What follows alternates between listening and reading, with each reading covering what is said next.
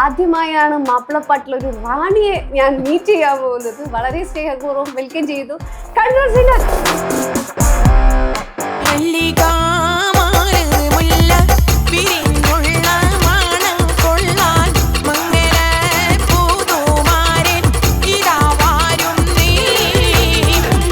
എന്താ ഒരു ഡാൻസ്, എന്താ ഒരു ഭംഗി, എങ്ങനെയാ ഇങ്ങനെ എനർജി ആയിട്ടിരിക്കുന്നത്, എങ്ങനെ എവിടുത്തെ കിട്ടുന്നു ഇത്? എന്റെ മനസ്സ് നല്ലതാണ്. ആ ഗൾഫ് ഷോസ് ചെയ്ത ആളാ. പാസ്പോർട്ട് തീർന്ന 6ാമത്തെ പാസ്പോർട്ട് എന്ന് പറയുമ്പോ ശരിക്കും എത്ര ഷോസ് ചെയ്തിട്ടുണ്ട്? സുറുമയെഴുതും സുന്ദരിയോ നീ, കസവിനുറിയും ഏഴഴകോ നീ, ഖൽബിലുണരും അറബനമുട്ടും. മക്കളൊക്കെ എങ്ങനെയാ സപ്പോർട്ട്? എന്റെ മക്കള് സപ്പോർട്ട് ചെയ്തില്ലെങ്കിൽ അവരുണ്ടാ, ഞാൻ അവര് മരിച്ചില്ല, കൊന്നില്ല അവരെ. കാരണം ശരിക്കും 9 പേരക്കുട്ടികളുടെ ഉമ്മമാന്നൊന്നും പറയില്ല. നിങ്ങളെ കണ്ടാൽ പറയിപ്പിക്കൂലല്ലോ. എന്റെ വീട്ടിൽ വന്ന അംഗൻവാടിയാ ഇത് രസം. ഇപ്പൊ എനിക്ക് തോന്നി 9 പേരമക്കളൊക്കെ ഉണ്ടാവണമെങ്കിൽ വളരെ നേരത്തെ കല്യാണം കഴിച്ചിട്ടുണ്ടാവും. 13 വയസ്സിൽ. അത് എന്തിനാ കഴിച്ചെന്നറിയോ? ഈ 14 വയസ്സ് വരെ തന്നെ വെച്ചിരുന്നെങ്കിൽ പിന്നെ ഉണ്ടാവില്ല. എവിടെ പോകും? ആരും കൊളിച്ചോടിപ്പിച്ചോ. ശരിക്കും സീനത്തിന്റെ കേട്ട ഏറ്റവും അപവാദം എന്താ? അല്ല പറയാതിരിക്കല. കുറച്ച് നാളുകൾക്ക് മുമ്പ് എന്താണ്, ഞാൻ വല്ലാതെ മാനസികമായിട്ട് ഭയങ്കര പ്രയാസപ്പെട്ട. പക്ഷെ അങ്ങനെ എന്റെ വീട്ടില് നിങ്ങൾ കേട്ടിട്ടുണ്ടാവും, ഏ പെണ്ണെ, നീ മരിച്ചാൽ നിന്റെ കബറിലേക്ക് ഒരു പിടി മണ്ണ് വാരിയിടാൻ ഞാൻ ഖിയാമത്ത് നാളിലെ മരിക്കാൻ പോണ്. അപ്പൊ ഇവര് മതപണ്ഡിതം, ഇവര് പറയുമ്പം മതപണ്ഡിതന്മാരെ ആക്ഷേപിക്കുന്നതല്ല, ഇത് ആക്ഷേപമല്ല. നമ്മളും അധ്വാനിച്ച് നമ്മൾ കുടുംബത്തിനെ പോറ്റാൻ വേണ്ടി ചെയ്യുന്ന പണി. അമ്മ യൂസഫലി സാഹിബിന് ഒരു പാട്ട്, കൊറോണ സമയത്ത് വളരെ വിഷമത്തോടെ ഇരിക്കുന്ന ഒരു സമയം, എന്റെ കോലായിൽ ആടി ഇരുന്നപ്പോ എനിക്കൊരു തോന്നലാ. ലക്ഷക്കണക്കിന് രൂപ അദ്ദേഹം എനിക്ക് തന്നു. 3-4 പവന്റെ തങ്കത്തിന്റെ മാല കൊടുത്തയച്ച എനിക്ക്. ഇന്നും എല്ലാ വർഷവും യൂസഫലിയോരേ കാവലേ കല്ലായെന്നും.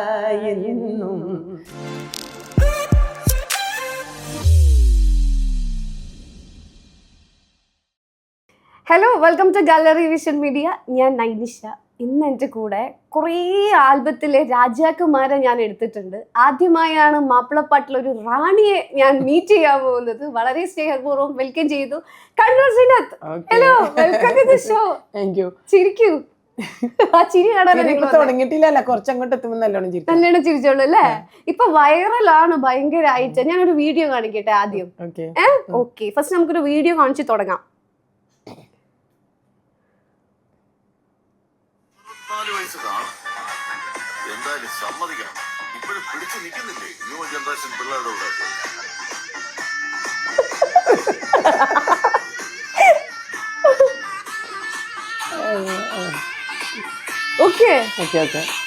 എന്താ ഒരു ഡാൻസ്, എന്താ ഒരു ഭംഗി, എങ്ങനെയാ ഇങ്ങനെ എനർജി ആയിട്ടിരിക്കുന്നത്, എങ്ങനെ എവിടുത്തെ കിട്ടുന്നു ഇത്? എന്റെ മനസ്സ് നല്ലതാ. മനസ്സല്ലതാ. ആ പിന്നെ ഞങ്ങളെ കൂടെ ഡാൻസ് കുട്ടികൾ, കോളേജ് കുട്ടികൾ ഡാൻസ് ചെയ്യുമ്പോൾ എൻ്റെ കൂടെ ചെയ്ത് കഴിഞ്ഞതിന് ശേഷം പിള്ളേർ ഇങ്ങനെയായിട്ട് വരും, സീന്താത്ത നമ്മളെ കൊണ്ട് പറ്റണില്ല ഭയങ്കര. കാരണം ചെറിയ കുട്ടികൾ, വലിയക്കരുത്ത് ചെറുപ്പക്കാർ, ഇതെവിടുന്നാ കിട്ടണത്? സത്യമായിട്ടും ഞാൻ തന്നെ ചിന്തിച്ചു, ഇത് എവിടുന്ന് ഇത്രമാത്രം എനർജി എന്നുള്ളത്. ശരിക്കില്ലേ ഈ കോളേജ് പിള്ളേരൊക്കെ കാണുമ്പോ നമ്മളറിയാതെ ആ പ്രായത്തിലേക്ക് പോണം. അത് തന്നെയാ, നമ്മൾ അവരെ കാണുമ്പോ നമ്മൾ വിചാരിക്കുന്ന അവരെക്കാളും ചെറുത് നമ്മളെന്നാ. അങ്ങനെയല്ലേ ശരിക്കും കാണുമ്പോൾ നമുക്ക് അങ്ങനെ തോന്നും.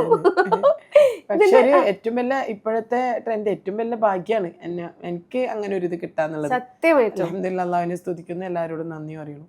ഞാൻ എപ്പോഴും നോട്ട് ചെയ്യുന്ന ഒരു കാര്യം എന്താണെന്നറിയോ, സീനത്തേക്ക് എനിക്ക് തോന്നുന്നു ഒരുപാട് കാലമായിട്ടുള്ള ഒരാളാണ്. എത്രയോ 34 വർഷം, ഇപ്പൊ എത്ര 34 വർഷം മുമ്പേ ഉള്ള ഒരാളാണ്. ആ ആള് ഇന്നും, അതായത് കോളേജ് പിള്ളേരെന്ന് വെച്ചാൽ ചെറിയ കുട്ടികളാണ്, ഈ 2K കിഡ്സ്, ജെൻസി എന്നൊക്കെ പറയാ, അവരുടെ അടുത്തും സ്റ്റാർ ആണ് അല്ലേ? ചിരിക്കൂ. ഈ ചിരി കാണാൻ എന്തൊരു ഭംഗിയാ. ഞാൻ ശരിക്കും ഇല്ലേ ചിരിയില് മാത്രമൊന്നുമല്ല, കാരണവന്മാരായിട്ട് കുറച്ച് സൗകര്യം തന്നിട്ടുണ്ട്. സത്യം. പിന്നോട് ചോദിക്കലുണ്ട്, ബ്യൂട്ടി പാർലറിലൊക്കെ ഒരുപാട് പൈസ ചെലവാകോ? പിന്നെ എന്താണ്, ഞാൻ ജീവിതത്തിൽ ഇതുവരെ ഒരു ബ്യൂട്ടി പാർലറിൽ ഞാൻ പോയിട്ടില്ല. പിന്നെ മുഖത്ത് എന്താണ് ചെയ്യുന്നത്? സ്കിൻ കെയർ എന്തെങ്കിലും? അത് പച്ചമുളക്, തക്കാളി, ഇഞ്ചി, വെളുത്തുള്ളി ഇതിന്റെ ഒന്നും ഒരാവശ്യമില്ല. അങ്ങനെ ഒന്നും ഇട്ടതിനെ കൊണ്ട് ഒരു ഇതും മുന്നോട്ട് പോണില്ല. പിന്നെ ചില എണ്ണകളുണ്ട് ഈ ക്യാരറ്റ് ഇതുള്ള ഞാൻ ചെയ്യാറില്ല, പണ്ടെപ്പോഴോ ചെയ്യുന്നല്ലാതെ ഇതാക്കിയിട്ടില്ല. പക്ഷെ അതിലൊക്കെ നല്ല അഭിപ്രായങ്ങൾ വരുന്നുണ്ട്. പിന്നെ അതിനെ പറ്റി ഇപ്പൊ അതിന് സാമ്യമില്ലല്ലോ. അതൊരു ടിപ്പാണ്. ഞാൻ സത്യത്തിൽ ഇവിടെ വന്നപ്പോ ശരിക്കും ഞാൻ നോക്കി, എന്തൊരു ഭംഗിയാ കാണാൻ, എന്തൊരു സ്കിന്നാന്നറിയോ. ഞാൻ ചോദിക്കുന്നു വിചാരിച്ചു ഈ സൗന്ദര്യത്തിന്റെ രഹസ്യം എന്താണ്? പ്രത്യേകിച്ചൊരു സൗന്ദര്യ രഹസ്യമൊന്നുമില്ല. ചോറാകെ 3-4 സ്പൂണേ തിന്നുള്ളൂ. പാല് കുടിക്കൂല, മുട്ട കഴിക്കൂല, ഫ്രൂട്ട്സ് ഒന്നുമില്ല, അങ്ങനെയുള്ള ഒരു സംഗതിയും ചെയ്യില്ല. വെള്ളം കുടിക്കോ? വെള്ളം അത്യാവശ്യത്തിന് മാത്രം, അങ്ങനെ കൂടുതലായിട്ടൊരു വെള്ളം കുടിക്കണ പതിവില്ല. പിന്നെ ഞാൻ പറഞ്ഞ പോലെ എന്റെ കാരണവന്മാരായിട്ട് ഉണ്ടാക്കി തന്നൊരു സൗന്ദര്യം. അതുകൊണ്ടാണ് ഭയങ്കര സുന്ദരിയാ. Thank you. എനിക്ക് ഫസ്റ്റ് ഇല്ലേ നമുക്ക് ഒരു കുറച്ചും കൂടി നമുക്ക് എനർജി വേണം. എന്റെ അടുത്ത് നേരത്തെ സംസാരിച്ച അത്രക്കുള്ള ഒരു എനർജി ഇപ്പൊ ഞാൻ കാണുന്നില്ല. ക്യാമറ വന്നപ്പോ എന്താ കുറച്ച് നാണം വന്നോ? കാണുന്നില്ലേ, നമ്മളെ മാത്രമല്ല. അതായത് ഇപ്പം ഈ ഇതില് കമന്റ്സ് വരുന്നുണ്ട്, എന്നറിയോ, നല്ല നല്ല കമന്റ്സ് ഒക്കെ വരും കേട്ടാ. അതിന്റെ ഇടയിൽ പൊട്ടിന് തേങ്ങ ഇടണ വരും ഒരു കമന്റ്സ്. തള്ളേ ദസ്ബക്കെല്ലാം എടുത്തിട്ട് ഇതോടെ നരകത്തിലേക്കുള്ള 2 കൊള്ളി. അന്നേരം വേറെ ആൾ ചോദിക്കണ്ട, എന്താ നരകത്തില് ചിമിണി മണ്ണെണ്ണ ഒന്നും ഇല്ലേ, കൊള്ളി മാത്രമേ ഉള്ളൂ എന്നല്ലേ. ഞങ്ങൾക്ക് അങ്ങനെയുള്ളൊരു കമന്റ്സ് വരുമ്പോഴാണ് ഞങ്ങൾ ഒന്നും കൂടി ഹെൽക്കറ്റ്. ഞങ്ങള് ഈ ചെയ്യുന്നത് ചിലപ്പം നമുക്കറിയില്ല, പടച്ചോ നമ്മളോട് പുറത്തൊന്നും ജനങ്ങൾക്ക് പുറത്തില്ലല്ലോ. അപ്പൊ അങ്ങനെ ഒരു സംഗതി വരുമ്പോ ഞങ്ങൾക്ക് പാവങ്ങൾ ഉണ്ടെങ്കിൽ ആ പാവ ഈ കമന്റ്സിൽ കൂടി പോകുന്നതിന് നമുക്ക് ആളെ നോക്കിയിട്ട് എന്നിട്ട് ഈ ഞാൻ അന്ന് പട്ടിണി ഇരുന്ന് എന്റെ വീട്ടിലിരിക്കുന്ന സമയത്ത് അന്ന് ഞാൻ തെസ്ബിയൊക്കെ എടുത്തിട്ട് ഇരുന്ന ഒരു മനുഷ്യൻ ഇന്നിട്ട് എനിക്ക് കൊണ്ടുതരോ? എനിക്ക് കൊണ്ടുതരൂല. ഞാൻ സ്റ്റേജിൽ കയറിയിട്ട് തെറ്റ് ചെയ്യുന്നില്ല എന്നുള്ള ബോധമുള്ള കാലം വരെ ഞാൻ ഒരു തെറ്റിലേക്കല്ല. ഞാൻ എല്ലാരും ഒന്ന് ചിരിപ്പിക്കാനും ചിന്തിപ്പിക്കാനും അവരോട് ഞാൻ പറയുന്നുണ്ട്, കോളേജ് കുട്ടികളോട്, ഞങ്ങളൊക്കെ ഈ പ്രായം എത്തിയിട്ട് നിങ്ങളെ കൂടെ ഇങ്ങനെ നമ്മൾ നടക്കണ്, നിങ്ങളെ മനസ്സും നിങ്ങളും അങ്ങനെ ആയി തീരണം എന്നുള്ളത് അവർക്ക് അതൊരു എനർജിയാണ്, അവർക്ക് അതൊരു അറിവാണ്. പിന്നെ ഇത് തെറ്റ് തന്നെയാണ് എന്ന്, ഈ തെറ്റാണെന്ന് പറഞ്ഞൊക്കെ അവരിത് കാണുന്നുണ്ടല്ലോ. അപ്പൊ അതല്ലാണ്ട് ആരും ആയിക്കോട്ടെ, ആരും മതപരമായിട്ടോ ഒന്നും ഞങ്ങൾ ഇതാക്കി വിമർശിക്കാൻ തയ്യാറല്ല. ശരിക്കും എന്റെ വളർച്ച എന്ന് പറയുന്നത് ശരിക്കും നല്ല ദീനി കുടുംബത്തിലുള്ളതാണ്. എന്റെ ഉമ്മാന്റെ ആങ്ങള കടൂർ ഉമർ മൊയ്ലവി ഇന്നലെ പറഞ്ഞ നല്ല ഉമ്മാന്റെ ആങ്ങളമാരൊക്കെ ഭയങ്കര ദീനിയാണ്. ഉപ്പ അതിനേക്കാണ് വലിയ ദീനിയാണ്. പറഞ്ഞിട്ട് എന്താണ് എന്നെപ്പോഴത്തെ ഒന്ന് മാത്രം എടുത്ത്.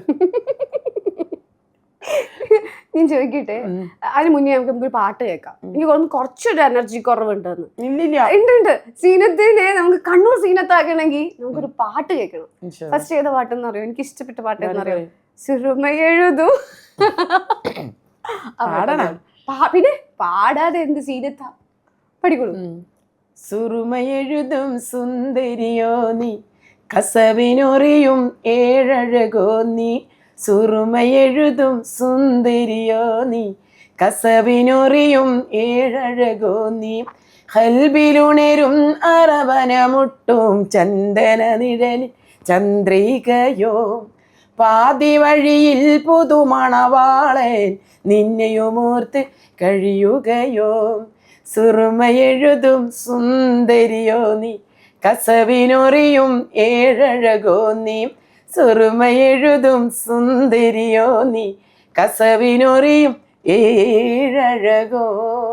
സൂപ്പർ. എന്തൊരു എക്സ്പ്രഷനാ പാട്ടൊക്കെ, അതിന്റെ കൂടെ എന്തൊരു എക്സ്പ്രഷനാ ഇടുന്നത്. ഇങ്ങനെ പറഞ്ഞു എന്നെ എവിടെയോ എത്തിക്കല്ലേ. കേക്കാൻ റെഡിയെന്നല്ലേ? ചിരിയാണ് ഭയങ്കര രസം. അതെ, ഞാൻ ഇത്രയും പറഞ്ഞല്ലോ, അപ്പൊ എന്തെങ്കിലും തിരിച്ചിങ്ങോട്ട് പറയണ്ടല്ലേ? ഗിവ് ആൻഡ് ടേക്ക്, അങ്ങോട്ട് കൊടുക്കുന്നു ഇങ്ങോട്ട് വാങ്ങിക്കലാണല്ലോ. അതെ അതെ, സത്യം.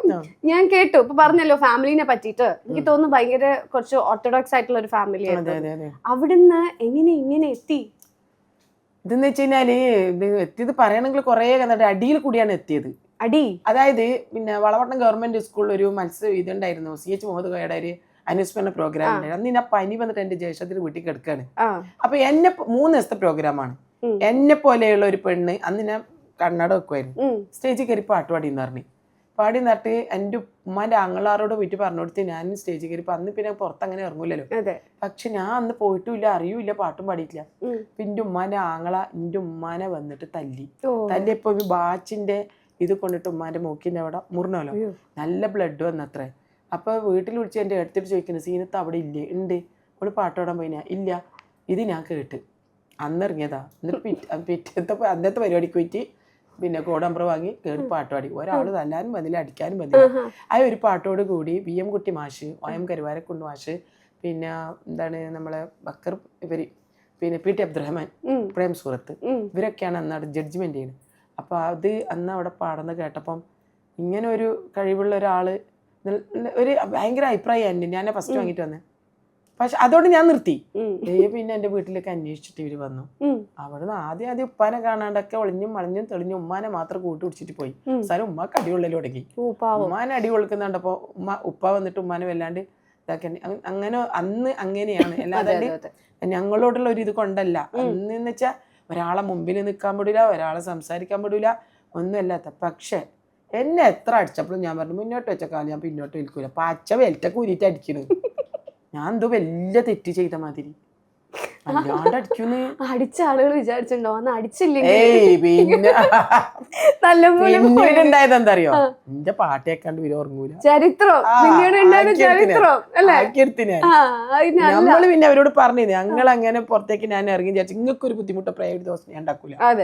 അതുകൊണ്ട് എന്നെ പറ്റിയിട്ട് നിങ്ങൾ ആരും ഇഷ്ടമില്ല. പക്ഷെ ഓരോ കാര്യങ്ങൾ മുന്നോട്ടേക്ക് പോകുമ്പോൾ വളരെ ചിന്തയോടുകൂടി ചിന്തിച്ചിട്ട് മാത്രമേ മുന്നോട്ട് പോകുന്നുള്ളൂ.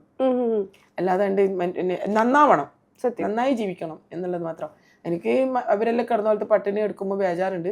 ഞാൻ കിടന്ന പട്ടിണി എന്റെ മക്കൾ കിടക്കരുത്, ഞാൻ അനുഭവിച്ച വേദന എന്റെ മക്കൾ അനുഭവിക്കരുത്. എനിക്ക് സംഗീതം അറിയില്ല, സംഗതി അറിയില്ല, ഞാൻ എങ്ങനെ ഇവിടം വരെ എത്തി എന്നുള്ളതും എനിക്കറിയില്ല. ഞാൻ റംലാബീഗത്തിന്റെ പാട്ട് പാടിയിട്ട് വന്നു. 1000 സീനത്ത് ജനിച്ചാലും ഒരു റംലാബീഗമാവാൻ എന്നെ കൊണ്ട് പറ്റില്ല. റംലാബീഗവും സംഗീതവും കടലും തെരയും മാതിരിയാണ്. ജീവിതത്തിൽ എന്റെ വീട്ടിലൊരാൾ മൂളിപ്പാട്ട് പാടിയ ഒരാൾ പോലും ഇല്ല. എല്ലാ ഗായകന്മാരോട് ചോദിക്കുമ്പോൾ അവര് സ്വാഭാവികമായിട്ട് പറയാറുണ്ട് ഞങ്ങളുടെ ബാപ്പ അല്ലെങ്കിൽ നിങ്ങളെ ഉമ്മ അല്ല കാരണവന്മാര് വല്യപ്പ ഇവരൊക്കെ സംഗീതത്തിന്റെ ലോകത്താണ്, പാരമ്പര്യമാണെന്ന്. പക്ഷെ എനിക്ക് അങ്ങനെ പറയാൻ ഒരാളും ഇല്ല. എന്റെ പാട്ട് രംഗത്തേക്ക് നല്ല നിലയിൽ എത്താൻ ഒരാളുണ്ടായിരുന്നില്ല. പിന്നെ VM കുട്ടി മാഷ്, പിന്നെ മൂസ എരഞ്ഞോളി, പീർ മുഹമ്മദ് ക, പിന്നെ അതേപോലെ തന്നെ അസീസ് തൈനേരി, ഒഴിവാക്കാൻ പറ്റാത്ത. ഞാൻ എവിടെയെങ്കിലും ഒരു ഇതിലേക്ക് എത്തിയിട്ടുണ്ടെങ്കിൽ അതിന്റെ പിന്നിൽ ഏറ്റവും കൂടുതൽ എന്നാ പിന്നെ തല്ലന്റെ അടുത്ത് തല്ലിയിട്ടും എന്താണ് എന്തും വഴക്ക് പറയേണ്ടത് വഴക്ക് പറഞ്ഞു, ചീത്ത പറഞ്ഞിട്ടും എന്നെ നന്നാക്കി എടുക്കാൻ നോക്കിയ ഏറ്റവും വ്യക്തിത്വത്തിൽ ഒരാളാണ് അസീസ് തൈനേരി. അദ്ദേഹത്തിന് അവരുടെയൊക്കെ പൊരുത്തം കൊണ്ട് തന്നെയാണ് ഞാൻ ഇവിടം വരെ എത്തിയത്. പിന്നെ എന്റെ ഫസീൽ താത്ത എന്റെ ഏറ്റവും വലിയ ഫ്രണ്ടാണ്. ഞങ്ങള് ഫസീൽ താത്ത രംഗത്ത് ഇറങ്ങുമ്പോൾ എന്നെ പ്രസവിച്ചിട്ടില്ല എന്ന് പറയണേ. അപ്പം ആ താത്ത എന്റെ അത്രയും ഞങ്ങളെല്ലാം ഭയങ്കര ക്ലോസ് ആയിരുന്നു. എന്റെ ഗെയിമിൽ നിന്ന് വരുന്ന ഫോൾട്ടുകൾ പറഞ്ഞിരുന്നത് എനിക്ക് വിളയിൽ ഫസീൽ താത്തി മൂസ എരഞ്ഞോളിയായിരുന്നു. രണ്ടാളും പോയി. അപ്പൊ ഞാൻ എന്റേതായ ഒരു ഇതില് ചിലപ്പോ അവര് പോയപ്പോഴെന്ന് തോന്നുന്നു ഞാൻ ഒന്നും കൂടി സ്റ്റേജിൽ കയറി മറിക്കാൻ തുടങ്ങിയത്. അവരുണ്ടെങ്കിൽ മൂസക്കെല്ലാം ഉണ്ടെങ്കിൽ കുറച്ച് നിയന്ത്രിക്കുവായിരുന്നു. കൺട്രോൾ ചെയ്യാറില്ലല്ലേ? ഈ എനിക്ക് റംലാബീഗും പറയണ്ടായി പുള്ളിക്കാരിക്ക് ഒരു എന്താ പറയാ ഇന്റർവ്യൂ കൊടുത്തപ്പം ദുബായ് കൊടുത്തപ്പോ പാരമ്പര്യം നിലനിർത്താൻ ആരും ഇല്ലേ ചോദിച്ചപ്പോ എന്റെ പാരമ്പര്യം നിലനിർത്താനാണ് എന്റെ ഈ മോള്. അത് വലിയൊരു കാര്യല്ലേ? ലോകത്ത് ജീവിതത്തിൽ കിട്ടിയ ഏറ്റവും വലിയ അവാർഡാണത്. കാരണം റംലാബീഗത്തിനെ പോലെ ഒരാളെ നാവിൽ അത് വരാണെങ്കിൽ ഭയങ്കര. പിന്നെ ആള് പറയുന്നുണ്ട് എന്റെ റംലാബീഗത്തിന്റെ പാട്ട് പാടുന്ന ഒരുപാട് ഗായികമാരൊക്കെ പക്ഷെ എല്ലാവരും ഞാൻ അവരെ നല്ല നിലയിൽ അനുമോദിക്കുകയാണ്. കാരണം എല്ലാവരും നമ്മളെങ്ങനെ ഒരാളെ റിപ്പീറ്റ് ഇത് ചെയ്തിട്ട് തന്നെ ജീവിക്കണ്ട. ഞാൻ എന്നോട് കണ്ടാലും പറയും നമ്മ സീതാത്തന്റെ പാട്ട്, ഞാൻ എന്റെ പാട്ടല്ല റംലാബീഗത്തിന്റെ പാട്ടാണ്. ക്രെഡിറ്റ് എനിക്ക് തന്ന ക്രെഡിറ്റ് എന്റെ റംലാബീഗം തന്നു കഴിഞ്ഞു. ഞാൻ ഓരോ മോള് വിളിക്കണ പോലെ റംലാബീഗം എന്നുള്ളതല്ല ഞാൻ അഭിസംബോധന ചെയ്യണേ. ഞാൻ പറയുന്നത് ഉമ്മന്ന. എന്താ ഉമ്മന്നക്ക് തുല്യായിട്ടാണ് പറയുന്നത്. ഭയങ്കര ഇഷ്ടമാണ്. അടിപൊളി. ഞാൻ ചോദിക്കുന്നത് അപ്പൊ അന്നത്തെ ഗാനമേള അങ്ങനെയൊക്കെ ഉള്ളതൊക്കെ ഭയങ്കര എന്താ പറയാ അതിന് മാത്രം ഇല്ല, അത്ര സ്ത്രീകളും ഇല്ല എന്നാ എനിക്ക് തോന്നുന്നത് അല്ലെ? ഒരുപാടില്ല. ഇന്നിപ്പോ ഒരുപാട് പേര്. ശരിക്കും അന്നത്തെ കാലഘട്ടത്തിൽ ഇന്നിരിക്കുമ്പോ പിന്നോട് ചിന്തിക്കുമ്പോ ശരിക്കും നമ്മൾ വന്നൊരു വഴീന് ഒറ്റയിൽ പറയാൻ പറഞ്ഞ എങ്ങനെ പറയും? എങ്ങനെയാണ് ശരിക്കും അന്നത്തെ? അന്ന് പറഞ്ഞു കഴിഞ്ഞാല് നമ്മള് വീട്ടിൽ നിന്ന് ഇറങ്ങിയിട്ട് തിരിച്ചെത്തുന്നവരും നമുക്കെന്നെ നമ്മളോട് ഭയം പേടിയാണ്. കാരണം നമ്മളിപ്പോൾ ഞാൻ അവിടുന്ന് പിന്നെ പയ്യന്നൂർ റെക്കോർഡിംഗ് സ്റ്റുഡിയോയിലേക്ക് പോയ എല്ലാവരും പ്രോഗ്രാമിന് പോകുമ്പോൾ തിരിച്ചു വീട്ടിൽ എനിക്ക് എന്നെ തന്നെ പേടിയാണ്. എന്താ വെച്ചാൽ ഞാൻ പോകുന്ന റൂട്ടുകളിൽ ഒരു കല്ലോ മുള്ളോ ഉണ്ടോന്നുള്ളത്. ഇന്ന് ആ പേടിയില്ല. ഇന്ന് റൂട്ട് ഇത് ഗവൺമെന്റ് നമുക്ക് നല്ല റോഡാക്കി തന്ന പോലെ ഫുൾ ക്ലീൻ ആയിട്ട് ആക്കി തന്നിരിക്കുന്നു പോകാനുള്ള വഴികൾ. അതുകൊണ്ട് രണ്ട് ഒരുപാട് വ്യത്യാസമുണ്ട്. അന്ന് ഒരു പാട്ട് റെക്കോർഡ് ചെയ്യണമെന്നുണ്ടെങ്കിൽ ഒരു ടേക്ക് എടുക്കണമെന്നുണ്ടെങ്കിൽ പിന്നെ നമ്മൾ പല്ലവി പാടി വെച്ചിട്ട് താഴോട്ടേക്ക് എത്തുമ്പോൾ എവിടെയെങ്കിലും ഒരു പറ്റിയാൽ മതി, അവിടെ മാറ്റാൻ പറ്റൂല, ഫസ്റ്റിലേക്ക് പോകണം. ഇന്ന് പറയുന്ന കമ്പ്യൂട്ടറിൽ അവിടെ ഇട്ടിട്ട് ഒരു വരി പാടാ നിർത്തുക, ഒരു വരി പാടാ നിർത്തുക. അപ്പൊ അതൊരു വലിയ ഭാഗ്യല്ല. അപ്പൊ അതും അന്നും ഇന്നുള്ളത് എക്സ്പീരിയൻസ് ചെയ്യാൻ പറ്റി ശരിക്കും. ആകാശം ഭൂമിന്റെ അത്ര നമുക്ക് വ്യത്യാസമുണ്ട്. പിന്നെ അതുപോലെ തന്നെ പഴയ പാട്ട് പുതിയ പാട്ട് എന്ന് പറയണേ, പഴയ പാട്ടാണ്. പഴയ പാട്ട് എത്ര തലമുറ വന്ന് ജനിച്ചു മരിച്ചാലും അതിന് യാതൊരു ഇതില്ലാത്ത 16 വയസ്സിൽ പോലെ ആ പഴയ പാട്ട് പുതിയ പാട്ട് നിൽക്കൂല എന്നില്ല. ന്യൂ ജനറേഷൻ വളരെയധികം ഇതില് കൊണ്ടുപോണതാണ് പുതിയ പാട്ടുകൾ. അപ്പൊ പുതിയ പാട്ട് പാടുന്ന ഗായകന്മാര് ഞങ്ങള് ഒരു കാരണവശാലും അവരെ ഒരു ഇതിലേക്ക് മാറ്റി നിർത്താം. അവര് എത്ര ആൾ ആസ്വദിക്കുന്നുണ്ട്. പക്ഷെ പഴയ പാട്ട് എന്നുള്ളത് മദ്ഹ് പാട്ടുകള്, ബദർ പാട്ടുകള്, ഇങ്ങനെയുള്ള പാട്ടുകളല്ലേ അന്നത്തെ പാട്ടുകള്. അപ്പൊ അത് കേൾക്കുമ്പോ ഞാൻ ഒരു ചരിത്രം എന്താണ് എന്ന് ഞാൻ മനസ്സിലാക്കിയത്, പണ്ട് ഉസ്താദ്മാർ വയലിൽ ചെറുപ്പത്തിലല്ലേ, വയലിൽ നിന്ന് വയലൊന്നും ആരും പോണില്ലല്ലോ, എങ്കിൽ പോലും ഞാൻ മനസ്സിലാക്കിയ ആ ചരിത്രം എന്താണെന്ന് ഞാൻ ബിലാൽ റളിയല്ലാഹു അൻഹുവിന്റെ ചരിത്രം ഞാൻ ചിന്തിക്കുമ്പോൾ ബിലാൽ റളിയല്ലാഹു അൻഹു ഇത്ര ത്യാഗം അനുഭവിച്ചതാണ്. അതുപോലെ തന്നെ ആയിഷ ബീബി റളിയല്ലാഹു, നമുക്ക് പരാതികൾ ഞാൻ നേരത്തെ പറഞ്ഞതുപോലെ സ്ത്രീകൾക്ക് പ്രത്യേകിച്ച് ഒരുപാട് അപരാധങ്ങൾ ഉണ്ടാവും. അപ്പൊ ഞാൻ ചിന്തിക്കും നമുക്ക് എന്തുകൊണ്ടാണ് ഇങ്ങനെ അപരാധം, കുറച്ച് കളിയാണ്, അത് വേറെ കാര്യം. എന്നാലും ഞാൻ സ്ത്രീകളെ ഈ അപരാധം പറയുന്ന സൂറത്തുൽ നൂറിൽ പ്രത്യേകിച്ചിട്ട് എടുത്ത് പറയുന്നുണ്ട്. ആയിഷ ബീബി റളിയല്ലാഹു അൻഹുവിന്റെ ചരിത്രം പറയുന്ന സൂറത്തുൽ നൂറാണ്. അതിൽ നിന്നാണ് ആയിഷ ബീബി റളിയല്ലാഹു അൻഹുവിന്റെ അപവാദത്തിന്റെ ഇത് വരുന്നത്. ഉമ്മുൽ ഖുറായിലെ മാണിക്യ പൂവി ഉമ്മുൽ മുഅ്മിനി ആയിഷ ബീവി അപവാദത്തിന്റെ കിടങ്ങിൽ കൊടുങ്ങി, അതു കണ്ടിട്ടാകാശ ഭൂമി നടുങ്ങി. യുദ്ധം കഴിഞ്ഞ് തക്ബീർ കേട്ട് യോദ്ധാക്കളൊപ്പം മുറൈശീബ് വീട്ട് ഓട്ടത്തിലാഹാരത്തിനായി ഇറങ്ങി. ഒട്ടക കാഫില കാനനം തങ്ങി, ഒട്ടക കാഫില കാനനം തങ്ങി. അതിന്റെ ബേക്കിൽ വരുന്നുണ്ട്. എന്താ ഉണ്ടായിരുന്നതിന്, ആയിഷ റളിയല്ലാഹു അൻഹ യുദ്ധത്തിന് പോവായിരുന്നു. പോയപ്പോ അവർക്ക് ഒരു താലി നഷ്ടപ്പെട്ടു. ഈ താലി നഷ്ടപ്പെട്ടപ്പം പിന്നെ അബ്ദുള്ള ഇബിന് ഉബൈ എന്ന് പറയുന്നവര് നബി സല്ലല്ലാഹു അലൈഹി വസല്ലമയോട് പോയിട്ട് പറയാണ്, ഈ താലി നഷ്ടപ്പെട്ട് എല്ലാ യുദ്ധം കഴിഞ്ഞ് അവിടത്തേക്ക് എത്തിക്കഴിഞ്ഞാല് ഒരു അന്വേഷിക്കാം, ആരെങ്കിലും ഒഴിഞ്ഞു പോയിരുന്നത് സുഫ്യാൻ റളിയല്ലാഹു അൻഹു പോകുമായിരുന്നു. അങ്ങനെ ഈ താലി അന്വേഷിച്ചിരിക്കുന്ന സമയത്താണ് സുഫ്യാൻ റളിയല്ലാഹു അൻഹു വരുന്നത്. അങ്ങനെ സുഫ്യാൻ റളിയല്ലാഹു അൻഹു ഇവരെ കയറ്റിയപ്പം ഇവര് അനാവശ്യം ഉണ്ടാക്കി കളഞ്ഞു അപവാദങ്ങൾ. അപ്പൊ അപവാദങ്ങൾ ഇന്നുള്ളതല്ല, ആയിഷ ബീബി റളിയല്ലാഹു അൻഹയുടെ കാലഘട്ടത്തിലെ അപവാദങ്ങളുണ്ട്. ചിലപ്പോ നമ്മൾക്ക് ഇന്നത്തെ നബി സല്ലല്ലാഹു അലൈഹി വസല്ലം ഉമ്മത്തികൾക്ക് അനുഭവത്തിൽ വരുന്നത് കൊണ്ട് അന്ന് കാണിച്ചത് കൊടുത്തായിരിക്കും. അവരൊന്നും ഒരിക്കലും ഒരു തെറ്റിലേക്ക് പോകണം. അതെ, ഞാൻ ചോദിക്കട്ടെ, ഇപ്പൊ അപവാദം എന്ന് പറഞ്ഞതുകൊണ്ട് ശരിക്കും സീനത്തിന്റെ കേട്ട ഏറ്റവും അപവാദം എന്താ? ഞാൻ കേട്ടതാ അല്ലല്ല പറയാതിരിക്കല. കുറച്ചു നാളുകൾക്ക് മുമ്പ് എന്താണ്, ഞാൻ വല്ലാതെ മാനസികമായിട്ട് ഭയങ്കര പ്രയാസപ്പെട്ട, പക്ഷെ അങ്ങനെ എൻ്റെ വീട്ടില് നിങ്ങൾ കേട്ടിട്ടുണ്ടാവും, എന്താണ് ഇത് പറയാൻ ആഗ്രഹിക്കുന്നില്ല, ഞാൻ ഇഷ്ടപ്പെടാത്തൊരു കാര്യമാണ്. കാരണം ലഹരി വിരുദ്ധമായിട്ട് എതിരിന് പോയി നിന്നിട്ട് ഞാനും ഖാദർ കരിപ്പൊടിയൊക്കെ ഞങ്ങൾ സ്വർണ്ണം ഇതൊക്കെ വാങ്ങിയിട്ട് വന്ന ആളാണ്. കാരണം ഈ ലഹരി എന്ന് പറയുന്നത് ഭയങ്കര നാടിനെ നശിപ്പിക്കുന്ന ഒന്നാണ്, ഈ ഇപ്പോഴത്തെ തലമുറകളെ നശിപ്പിക്കുന്ന ഒന്നാണ്. അത് ഞാൻ ഒരിക്കലും ഒരു അനുകൂലമായിട്ട് സമീപനം എടുക്കുന്ന ഒരാളല്ല. പക്ഷെ എൻ്റെ വീട്ടിൽ അങ്ങനത്തെ ഒരു സംഭവം ഉണ്ടായിട്ടില്ല, ഞാൻ അത് ആഗ്രഹിക്കുന്നില്ല. അതാണ് എന്നെ ഏറ്റവും അത് വന്നതിന് ശേഷമാണ് ഞാൻ കാണാത്ത നാടുകളൊക്കെ കണ്ടത്, എന്നെ അത്രയും ജനങ്ങള് ഇതാക്കിയത്. പണ്ട് ഏതൊരു ഉസ്താദ് എന്നോട് ചോദിച്ചിരുന്നു, ഞാൻ ഒന്നും ഉണ്ടായിരുന്നില്ല, ഞാൻ മൂസ എരഞ്ഞോളി ഡാൻസ് കളിച്ചപ്പോൾ ഉസ്താദ് ഞാൻ പറയണില്ല, മതപരമായി ആര് വേദനിപ്പിക്കാൻ ഞാൻ തയ്യാറല്ല. അപ്പോൾ അവർ പറഞ്ഞു, പിന്നെ എരഞ്ഞോളി മൂസ പാട്ട് പാടുമ്പോൾ ഡാൻസ് കളിച്ചിട്ടാ. എരഞ്ഞോളി മൂസൊക്കെ എവിടെയാണ് ഡാൻസ് കളിച്ചിട്ട് പാടിയെന്ന് ആർക്കെങ്കിലും പറയാൻ പറ്റുമോ? പറയൂലോ. അവരൊക്കെ നല്ല അർത്ഥപരിതമായിട്ടുള്ള അക്ഷര സ്ഫുടികമായിട്ട് ജനങ്ങൾക്ക് മനസ്സിലാവുന്ന രൂപത്തിൽ അവരൊക്കെ പാട്ട് പാടിയിട്ടുള്ളൂ. അവർക്ക് ഒരിക്കലും ഡാൻസ് കളിച്ചില്ല.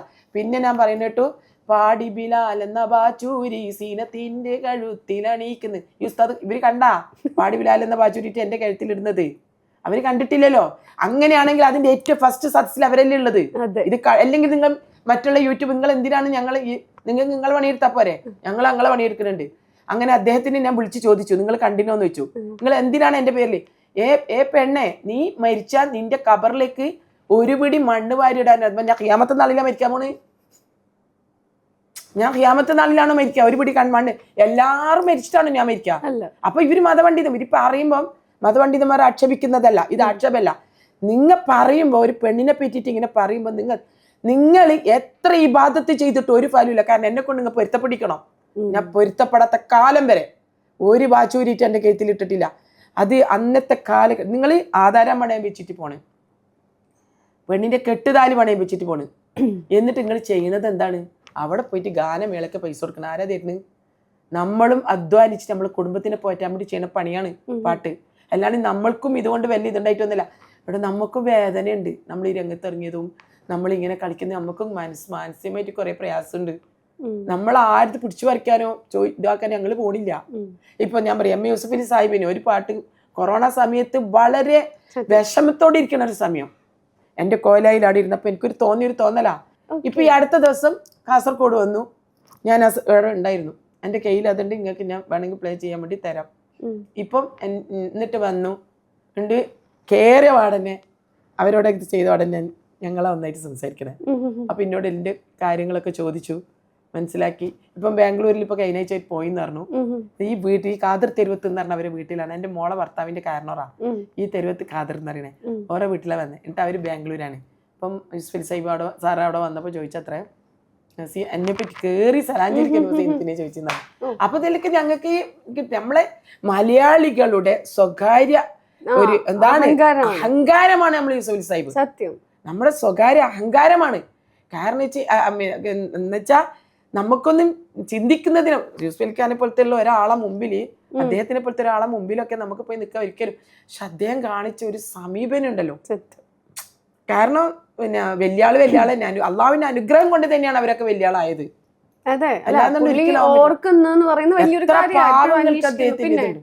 അപ്പം ആ സമയത്തൊക്കെ നമ്മൾ അള്ള കൈവിട്ടിട്ടില്ല.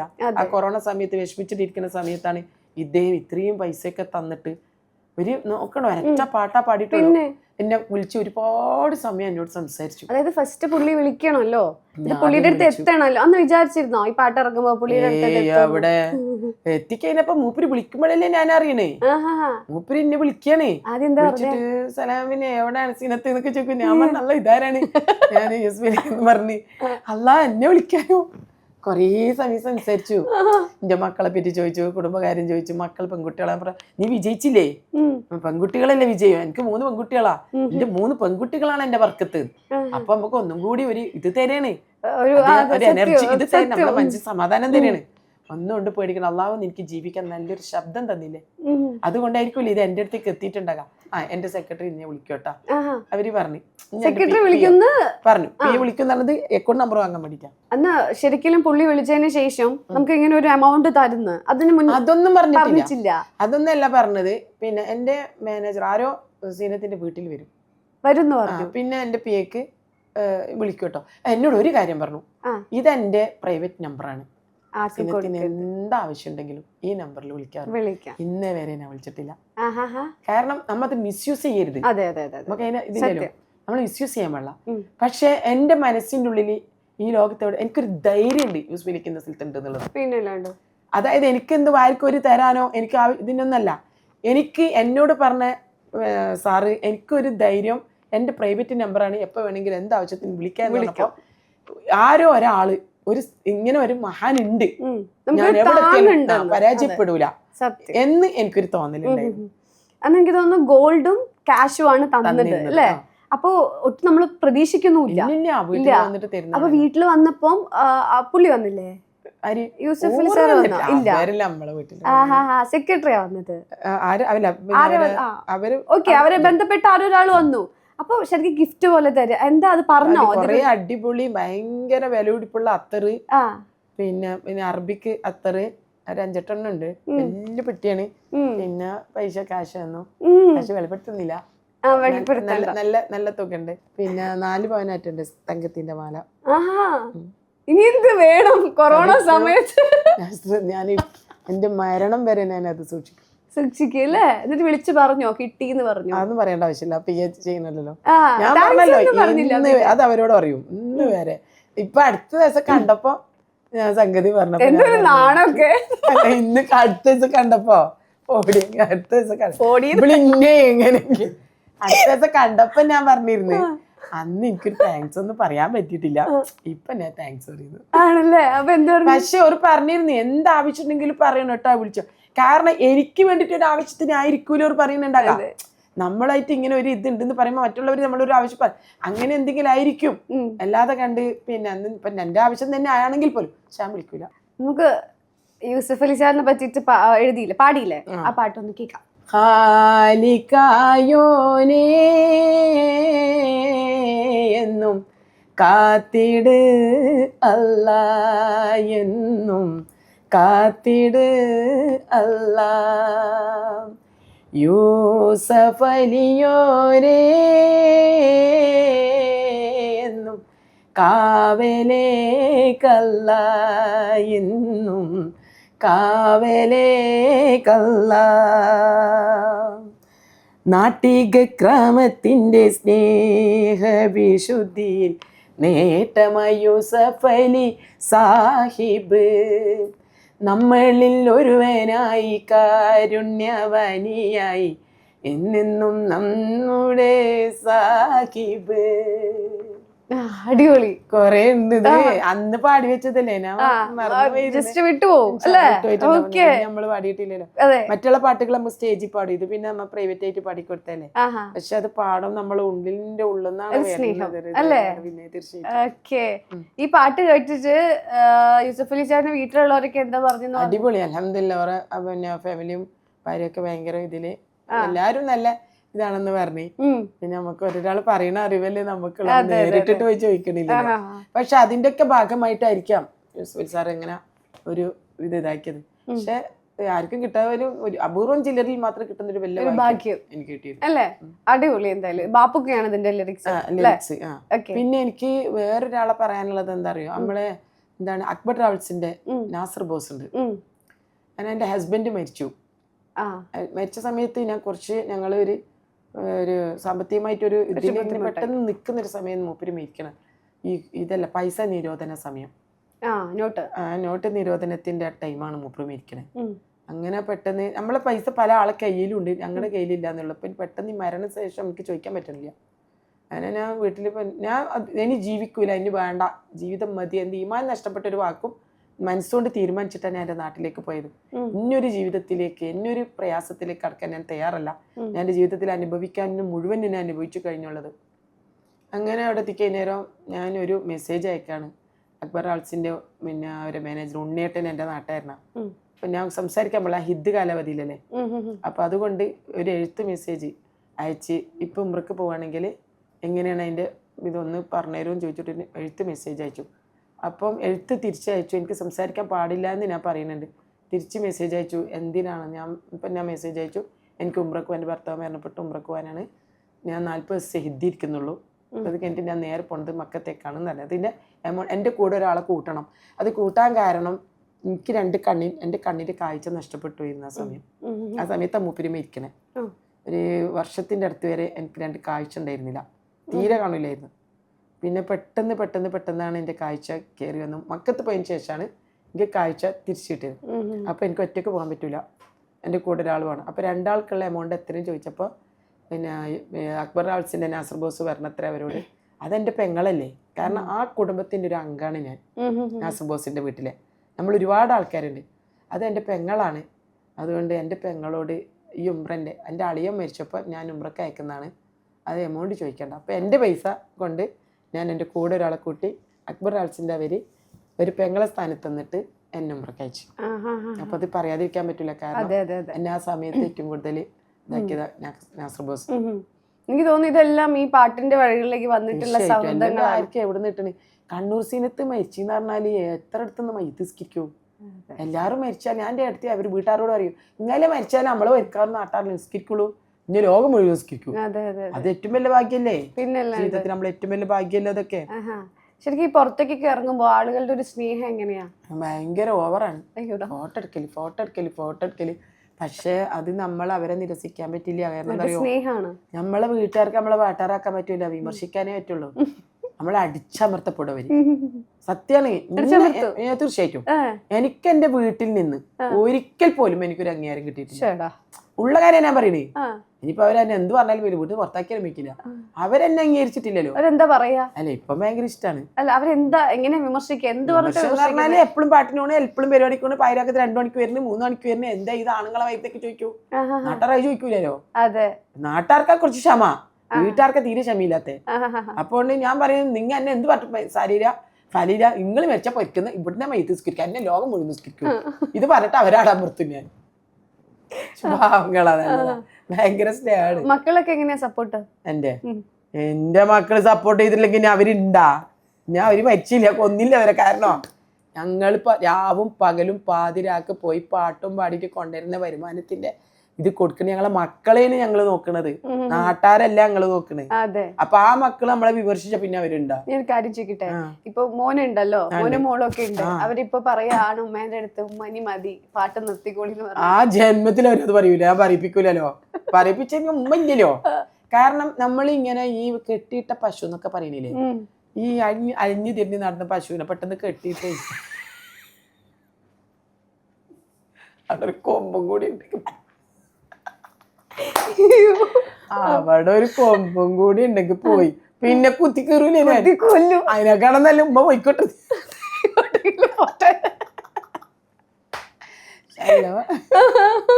ഇവളറിയാ പണ്ടേ ഏഷ്യാനെറ്റിന്റെ ആൾക്കാർ ആരോ വീട്ടിൽ വന്നപ്പോ എന്റെ മോളോട് ചോദിച്ചു, മോള് ഇന്റർവ്യൂ ചെയ്യുമ്പോ ഒന്ന് ഇവിടെ ഒന്ന് ഇരിക്കോ, നമ്മളീ പരിസരത്ത് വരൂലെന്നാ. ഇന്ന് എന്നെ അറിയപ്പെടുന്നത് ഓളക്കൊണ്ടാ. പക്ഷെ എന്റെ മോളെ ഭർത്താവ് പറയാതിരിക്കാൻ വയ്യ, എന്നും എനിക്ക് സപ്പോർട്ട്. എന്റെ മോളെ ഭർത്താവ് നജീബ്, അവനും മീഡിയ സിറ്റിയാണ്, ചാനലാണ്. എന്റെ ജീവിതത്തിന് എനിക്ക് ഏറ്റവും കിട്ടിയ മഹാഭാഗ്യം എന്റെ മരുമകനാ. അതെനിക്ക് പറയാതിരിക്കാൻ പറ്റൂല.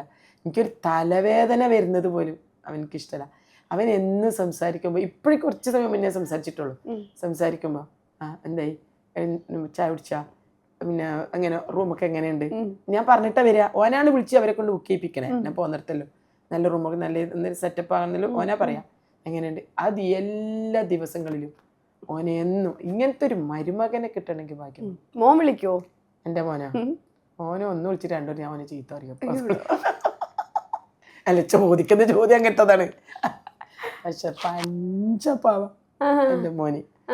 ഈ ഇന്നത്തെ ന്യൂ ജനറേഷനിൽ വളരുന്ന കുട്ടികള് എല്ലാവരും അനുഭവിക്കുന്ന, രക്ഷിതാക്കളും മാതാപിതാക്കളും അനുഭവിക്കുന്ന, മക്കളെ കൊണ്ട് ഒരുപാട് അനുഭവിക്കുന്നവരുണ്ട്. ഏതൊരു മാതാപിതാക്കളും ആഗ്രഹിക്കുന്ന നിങ്ങളെ മക്കള് നന്നാവണം എന്നാണ്. ഈ കണ്ണൂർ സീനത്ത് എന്നറിയപ്പെടുന്നതിൽ എനിക്കിഷ്ടം സുനൈബിന്റെ ഉമ്മ എന്നറിയപ്പെടുന്ന എന്റെ മകന്റെ ഉമ്മ എന്ന. കാരണം എന്താ അറിയോ, എന്റെ നാട്ടിൽ പാപ്പിനിശ്ശേരി വളപട്ടണം ആ ഇതില് എന്റെ മോനിക്ക് അങ്ങനെ കൂടുതലായിട്ടൊരു പുറലോകം ഗൾഫിലൊക്കെ പോയെങ്കിലും, പക്ഷെ എൻ്റെ നാട്ടിലുള്ളവരുടെ ഇടയിൽ എൻ്റെ മോനിക്കുള്ളൊരു പേരൊരു ഇമേജ് ഉണ്ട്. കാരണം ഇത്രയും വയസ്സായി ഇതുവരെ എൻ്റെ മോനെ കൊണ്ട് തമാശക്ക് പോലും ഒരാളും ഒരു കുറ്റം പറഞ്ഞിട്ടില്ല, ഒന്നും. അങ്ങനെയുള്ള മക്കളെ കിട്ടണമെങ്കിൽ നമ്മൾ മാതാപിതാക്കൾ ഒരാളും ആഗ്രഹിക്കുന്നില്ല മക്കൾ മോശത്തരത്തിലേക്ക് പോകണമെന്ന്. പക്ഷെ സാഹചര്യം മക്കളെ പിന്നെ അവര് ചിന്തിച്ചിട്ട് നന്നാവണം. ഇപ്പോഴത്തെ കുട്ടികൾ ചിന്തിച്ചിട്ട് നന്നാവണം. അതിൽ പക്ഷെ എൻ്റെ മക്കളാണ് എൻ്റെ ഏറ്റവും വലിയ എൻ്റെ ഭാഗ്യം. പിന്നെ എൻ്റെ 9 പേരക്കുട്ടികള്, എൻ്റെ മോൾക്ക് 6 പെൺകുട്ടികൾ, മോനിക്ക് 3 പെൺകുട്ടികൾ. പെൺകുട്ടികളോ? എല്ലാരും പെൺകുട്ടികളാ. 9 പേരക്കുട്ടി പെൺകുട്ടികളാ. എന്റെ വീട്ടിൽ വന്ന അംഗൻവാടിയാ. ഇത് രസം. എനിക്ക് തോന്നുന്നു ശരിക്കും 9 പേരക്കുട്ടികളുടെ ഉമ്മമാന്നൊന്നും പറയില്ല. നിങ്ങളെ കണ്ടാലേ പറയിപ്പിക്കൂലല്ലോ. 2 കാര്യം പേടിയുള്ളൂ, ഒന്ന് വയസ്സാകുന്നത്, ഒന്ന് മേക്കുന്നത്.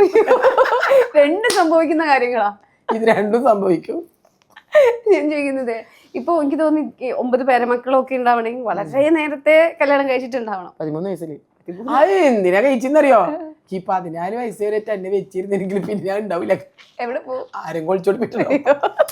അത് അവര് നേരത്തെ നല്ല മതിപ്പാൾ കാണാൻ പറ്റി തന്നെ. അതെന്താ അങ്ങനെ പറയണെങ്കിൽ? അല്ല ഞാൻ ചോദിക്കട്ടെ, അപ്പൊ അങ്ങനെ ഒരു പേടി ഉണ്ടാവണമെങ്കിൽ 13 വയസ്സേ ഉള്ളൂ, 14 വയസ്സ് അന്നത്തെ കാലഘട്ടം അങ്ങനെയാണ്. ഞാൻ ചോദിച്ചു, ഒന്ന് പുറത്തിറങ്ങാൻ പറ്റൂല. ഓക്കെ, അങ്ങനെ തോന്നണമെങ്കിൽ ആ സമയത്ത് നമ്മൾ എന്ത് പ്രണയം ഉണ്ടായിട്ടുണ്ടോ? 5ാം ക്ലാസ്സിൽ പഠിക്കാൻ പറ്റിയ പ്രണയം ഉണ്ടെന്ന് അറിയാവോ? വലിയൊരു പണക്കാരന്റെ മോനെ പ്രേമിച്ചിരുന്നത്. 5ാം ക്ലാസ് പഠിക്കുമ്പോ അമ്മ അന്നേരം സമയത്തായിട്ടാണ് എനിക്ക് ഓർമ്മയില്ല. ആ ഒരു പ്രണയം ഉണ്ടായുള്ളൂ. കത്തുന്ന എഴുതാനൊന്നും അറിയില്ല. എനിക്കൊരു കഷ്ടം കടലാസ് ഇങ്ങനെ ഇട്ട് എല്ലാ പിള്ളേർക്കും ഉണ്ട്. അമ്മ ഇങ്ങനെ കടലാസ് ഇട്ടു. എന്നിട്ട് ഇത് വായിക്കാനൊന്നും എനിക്കറിയില്ല. എന്റെ കൂടെയുള്ള ചെക്കപ്പടിനോട് ഒന്ന് ഇത് വായിക്കാറിയോ, എനിക്ക് ഇത് എന്താണ് അതിന്റെ ഇതെന്ന് അറിയാം. അപ്പൊ ഇട്ടോ അവരെന്നെ മറുപടി എഴുതും. എന്നിട്ട് അവരെന്നെ ഇട്ടു വായിക്കറിയാ. അവര് പറഞ്ഞു കേട്ടറിയുള്ളൂ. പക്ഷെ നല്ല ആൾക്കാരാണ്. പക്ഷെ അവര് വലിയ പൈസക്കാരാണ്. ഇല്ല, ഒരു എന്റെ ഒരു പ്രായം എത്തുന്നേരെ കാത്തു നിൽക്കും എന്നുള്ളൊരു ഇത് തമ്മിൽ അവര് കോടാൻ കൊടീശ്വരം ഒരാളെ ഞാൻ പറയുന്നില്ല. കാത്തു നിൽക്കുന്നു പറഞ്ഞിരുന്നു. എട്ടാം ക്ലാസ് ആണ്. 5ാം ക്ലാസ് ഒരു വൈബിന് വേണ്ടി പറഞ്ഞല്ലേ. 8ാം ക്ലാസ് 5 എന്ന് പറഞ്ഞാലല്ലേ ഒന്നും കൂടി ജനങ്ങളിരുന്നു. 8ാം ക്ലാസ് ആണ്. അതിനോട് കൂടി എന്റെ പഠിപ്പ് തന്നെ നിർത്തുപോ. അതായത് വീട്ടിലറിഞ്ഞു ഞാൻ അടിച്ചു. വീട്ടിലറിഞ്ഞു ഒന്നുമില്ല. അവരോട് മിഠായി വാങ്ങി തിന്ന, ഐസ് വാങ്ങി തിന്നല്. പൈസക്കാരനാണല്ലോ. അല്ല, എല്ലാരും തിന്നിന്, ഞാൻ മാത്രമൊന്നല്ല. 5 ചങ്ങൈമാർ എല്ലാരും തിന്നു. എന്റെ പേര് പറഞ്ഞ അവരൊക്കെ തിന്നലാണ്. അതിനേക്കാള് വിറ്റെന്തറിയോ, ഇപ്പൊ ഞാൻ ആലോചിക്കും, പഠിച്ചോ ഇന്നാണ് ഞാനെങ്കിൽ എത്ര ഐഫോൺ കിട്ടിയിട്ടുണ്ടാവും. അത് രസമുണ്ട്. ഗൾഫിൽ മൂസക്കാരനൊക്കെ പീർക്കാരനൊക്കെ ഗൾഫിൽ പഠിക്കൂ. ഇന്നെ കല്യാണം കഴിക്കാൻ വേണ്ടി ആൾക്കാർ ക്യൂ നിക്കാം. ഭയങ്കര സ്റ്റൈലാടോ. അതെ, അത് ഞാൻ പറഞ്ഞു. പൊട്ടിത്തെറിച്ച കളിയാണ്. ഒരാളി പേടിക്കൂല. ഞാനല്ലേ ഇപ്പൊ ഈ എന്നോട് പറയണേ ഇതിലോട്ട് പോവരുത്. അല്ല, ഞാൻ ആന്ന് പറയൂ. കുറച്ച് നീ പോയാല് എന്തായാലും പോയാല് അവിടെ എന്തുണ്ടായിട്ടല്ലേ അത് എനിക്ക് കിട്ടണോണ്ടല്ലേ. പോയിട്ട് വീണത് കുഴിയിലേക്കും. നീ എന്നെ തെറ്റിദ്ധരിപ്പിച്ചതാ ചിന്തിക്കുള്ളൂ. ഒരു പൊട്ടിത്തെറിപ്പുണ്ട്. അങ്ങനെ വീട്ടില് പിടിക്കുന്നു, കല്യാണം കഴിപ്പിക്കുന്നു. അങ്ങനൊന്നും കല്യാണം കഴിപ്പിച്ചിട്ടൊന്നുമില്ല. അങ്ങനൊന്നും ആയിട്ടൊന്നുമില്ല. സ്കൂളിൽ പോണ്ടാറിനി. അത് എപ്പോഴും നോക്കുമ്പോ സ്കൂളിൽ നിന്ന് പിന്നെ ഉപ്പാനെ കൂട്ടിക്കൊണ്ടുവരാൻ പറയും. വെറും കച്ചറയാണ്. ഒരു മാങ്ങ വരയ്ക്കണ അംസൊക്കെ ഉണ്ട്. അയാള് മാങ്ങ വരയ്ക്കുന്നുണ്ട്. അപ്പൊ മാഷൊക്കെ എന്റെ ഉപ്പാനെ അറിയാം. അപ്പൊ ഞാൻ പോയി കരയാണ് ഇയാളോട്, അംസുക്ക ഇങ്ങൊന്നും ഉപ്പ എന്നെ വരൂല. ഉപ്പ തന്നെ. അയാളാണെങ്കിലോ ഒരു ട്രൗസർ കൊണ്ടുപോയി. പിന്നല്ലാണ്ട് എന്റെ വാപ്പ ചെറിയ ബുദ്ധിക്കേ. എന്നിട്ട് അയാള് ഒരു ട്രൗസർ തോർത്തും ഉണ്ടാവുത്തിന്. പറിച്ചറബേ എന്റെ ഉപ്പ ഇങ്ങനെ അല്ലാതെ ഇതപ്പ വന്നിട്ട് ഒപ്പിട്ട് കൊടുക്കണ്ടേ. എന്താ ഇയാള് ചോദിക്കണേ. അയാൾക്കാണെങ്കിൽ പാവം നല്ല ട്രൗസർക്കാരനുണ്ട്. എന്റെ ഉപ്പ അങ്ങനെ പിടിച്ചാ. എന്റെ ഉപ്പാനോട് വാശി പോയിട്ട് പറഞ്ഞു, മാങ്ങ വരയ്ക്കണ അംസൊക്കെ എപ്പോഴാ എന്റെ മോ ഉപ്പാനോട് പോയി. പക്ഷെ ഉപ്പ വന്നാലും അടിയാണ്. ഇപ്പൊ വന്ന് തലക്കടിക്കൂ വന്ന കാടന്നെ. നിങ്ങൾ ഈ ജനറേഷനിൽ ഉണ്ടാകാത്ത എത്രയോ നന്നായി. ഇന്ന് സ്നേഹിച്ചിട്ടുണ്ടെങ്കിൽ എത്ര ഐഫോണൊക്കെ കിട്ടൂലേ. ഗൾഫിൽ എത്ര ആൾക്കാർ ഇങ്ങനെ ക്യൂ നിക്കും. നല്ല സ്റ്റൈലല്ലേ അങ്ങള്. അപ്പൊ എന്നെ കല്യാണം മൂസക്കാന്റെ അടുത്ത് വന്നിട്ട് അറിയും, അവളെ എനിക്ക് കല്യാണം കഴിപ്പിച്ചു ചോദിക്കും. നമുക്ക് ഇത് ശരിയാക്കാന്നെല്ലാം പറയും. ശരിയാക്കാന്ന് പറഞ്ഞിട്ട് ഇഷ്ടം പോലെ പർദ്ദ ഡ്രസ് എനിക്ക് അത് കിട്ടിയാൽ മതിയല്ലോ. എന്നിട്ട് ഇത് നമ്പറിന് നോക്കിക്കോട്ടാ. നമ്മളെ വീട്ടിൽ ഫോണില്ല. അടുത്ത വീട്ടിൽ നമ്പർ കൊടുക്കും. അപ്പൊ അടുത്ത വീട്ടില് നമ്പർ കൊടുത്തിട്ട് എന്നെ വിളിച്ചാൽ ഞാൻ അവരോട് ഞാനില്ല, ഇത് എന്റെ വീട്ടില ബുദ്ധിയില്ലല്ലോ. അന്ന് വാങ്ങി വെക്കും. പക്ഷെ ബുദ്ധിയില് തീരുന്നതിന് മനസ്സിലായതിനു ശേഷം നമുക്ക് തോന്നി ഇപ്പൊ പോയി കഴിഞ്ഞാല് ഒരാളോ ഒരു സാധനം. ഇപ്പഴും ഉണ്ടോ അങ്ങനത്തെ ആളുകളൊക്കെ? ഇപ്പൊ 10 ഉറുപ്പ്യ കൊടുത്താ 9 ഉറുപ്പ്യ ആയെങ്കിൽ 1 ഉറുപ്പ്യ തിരിച്ചു അങ്ങനെ നിൽക്കുന്ന ആളുള്ളൂ. അല്ലാണ്ട് അന്ന് തന്നെ 10-100 ഉറുപ്പ്യ കൊടുത്തതിനാ ബാക്കി വേണ്ട പൊയ്ക്കോ അറിയും. അപ്പൊ അങ്ങനെയുള്ള ആളില്ല. ഇപ്പൊ നമ്മ ആരെങ്കിലും ഗൾഫിൽ പോയിട്ട് വെറുതെ ഒന്ന് ഫ്രണ്ട്ഷിപ്പിന്റെ അതിൽ വിളിച്ചാല് ഹലോ അസ്സലാമു അലൈക്കും. വലൈക്കും അസ്സലാം, ഞാനാണ് കേട്ടാ. അങ്ങനെയാണല്ലോ ഇപ്പൊ. എന്ന് പറഞ്ഞു കഴിഞ്ഞാല് എനിക്ക് കുറച്ച് തിരക്കാണ് കേട്ടാ, പിന്നെ വിളിക്കുന്ന അറിയും. അവർക്കറിയാം ഇത് സാധനത്തിന് വേണ്ടിട്ടാണ്. എനിക്ക് തോന്നുന്നു ഏറ്റവും കൂടുതൽ ഗൾഫ് ഷോസ് ചെയ്ത ആളാ അല്ലേ? എല്ലാരും ഷെരീഫൊക്കെയാണ് ഏറ്റവും കൂടുതൽ ചെയ്തത്. ഇപ്പൊ 5 പാസ്പോർട്ട് തീർന്ന 6ാമത്തെ പാസ്പോർട്ട് എന്ന് പറയുമ്പോ ശരിക്കും എത്ര ഷോസ് ചെയ്തിട്ടുണ്ട്? അതൊന്നും എനിക്ക് അറിയാൻ പറ്റൂല. 100, 110 നമ്മ ഒരുപാടുണ്ട്. 5 തീർന്നു, 6ാമത്തെ തീരാറായിക്കണം. അപ്പൊ ഒരു 500, 600, 700, 800 കൊറേ പോയിക്കണെന്ന്. അന്ന് തന്നെ മാസത്തിന് 4-5 പറയും. ഞാനില്ലേ എന്റെ വീട്ടിൽ നിന്ന് ഇറങ്ങുമ്പോ അപ്പുറത്തെ ശശിയേട്ടനോട് എന്താ പറയാന്നറിയോ, ശശിയേട്ടാ ഞാനൊന്ന് ദുബായി പറ്റിയിരുന്നേ, പേരാമ്പ്ര പോണ വരി അങ്ങനെ പറ്റപ്പോ. കാരണം ഇന്നലെ വെന്നാന്നിരിക്കും ഗൾഫിൽ നിന്ന് വന്നിട്ടുണ്ടാകാം. ഇപ്പൊ അങ്ങനെ ഒന്നും ഇല്ലല്ലോ. ഇപ്പൊ എന്ന് വെച്ച് കഴിഞ്ഞാല് നാട് നിറയെ പാട്ടാറും നമ്മളും ഇങ്ങനെ എന്തോ ഒരു ഭാഗ്യത്തിന് മേലും ഇതൊക്കെ അങ്ങനെയൊന്നുമില്ല. ഇപ്പോഴും ഞാൻ പറഞ്ഞില്ല, ഇന്നിപ്പോ ഞങ്ങൾ ഇവിടെ വന്ന് ഇന്റർവ്യൂ എടുക്കുന്നതിന് എന്താ ഇപ്പത്തെ തരംഗായതുകൊണ്ടാ അല്ലേ? അന്നും ഇന്നും ഒരേപോലെ തരംഗായിട്ടിരിക്കാന്ന് വെച്ചാ അത് ഭയങ്കര വലിയൊരു ഭാഗ്യം. അന്ന് നമുക്ക് 150 കിലോ സാധനമൊക്കെ ഗൾഫിൽ നിന്ന് കൊണ്ടുവരാം. അന്ന് അങ്ങനെ ആരും ഇല്ലല്ലോ. പിന്നെന്ന് വെച്ചാൽ നമ്മളെ എന്നെ ഇഷ്ടമുള്ള പാട്ട് ഇഷ്ടമുള്ള വില മാനേജ്മെന്റ് അവരിലുണ്ടാവും. അമ്മ അവരോട് നമുക്ക് ഇത്രക്കില്ല നീ പൊയ്ക്കുമ്പോളോ എന്ന് പറയും.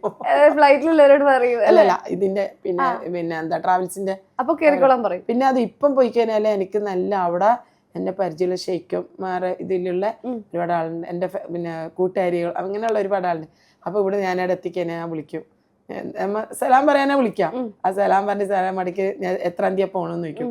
ഇത്രാം തീയതി പോകും. ആ പോകുന്നതിൻ്റെ ഒരാഴ്ച മുന്നേ എൻ്റെ അടുത്തേക്ക് അവര് സാധനങ്ങൾ, അതായത് എന്നോട് ഇഷ്ടമുള്ള അവര് എനിക്ക് സാധനങ്ങൾ, ഞാൻ ₹1 കൊടുത്തിട്ട് പൈസ കൊടുത്തിട്ട് അവര് സാധനം വാങ്ങി. ഇന്ന് വരെ പർച്ചേസ് ചെയ്തിട്ടില്ല. പർച്ചേസ് ഒന്നുമില്ല, കുറവാണ്. ഗോൾഡ് ഒക്കെ അവര് തരുമോ ഗിഫ്റ്റ് ആയിട്ട്? ഒന്നും തരൂല. എന്നിട്ട് വേണോ എന്താണ് ഞാൻ കുറെ പാടി വിലാല് വാച്ച് ഊരിയിട്ട് ഇപ്പൊ സ്വർണ്ണം ഇട്ടിട്ടെന്ന് പറയാന്. ഗോൾഡ് ഒന്നും ആ സമയത്തേക്കില്ലേ ഫാമിലികൾ ഉണ്ടാവൂലേ, കാസർഗോഡ് ജില്ലക്കാരാണ്, നല്ലോണം സ്വർണ്ണൊക്കെ തരാം. അന്ന് റംലാബീഗത്തിന്റെ ആ ഒരു പാട്ടില് ഞാനാണല്ലോ 2ാമത് വരുന്നത്. അപ്പൊ ആ സമയത്ത് മാമുക്കോയന്റെ കൂടെയാണ് ആദ്യമായിട്ട് പോയത് ഗൾഫില്. മാമുക്കോയ, ഞാൻ, കോട്ടയം നസീർ, ഡെനി ടോം, മച്ചാൻ വർഗീസ്, പിന്നെ എന്താണ് പ്രദീപ് സോമസുന്ദരം, പിന്നെ ഞങ്ങളാണ് അവരാണ് ആദ്യം കൊണ്ടുപോണേ. അതിന് ശേഷമാണ് മറ്റുള്ള വീൻകുട്ടി മാഷ്. 2ാമത് എന്നെ കൊണ്ടുപോയത് മൂസ എരഞ്ഞോളി, പീർ മുഹമ്മദ്.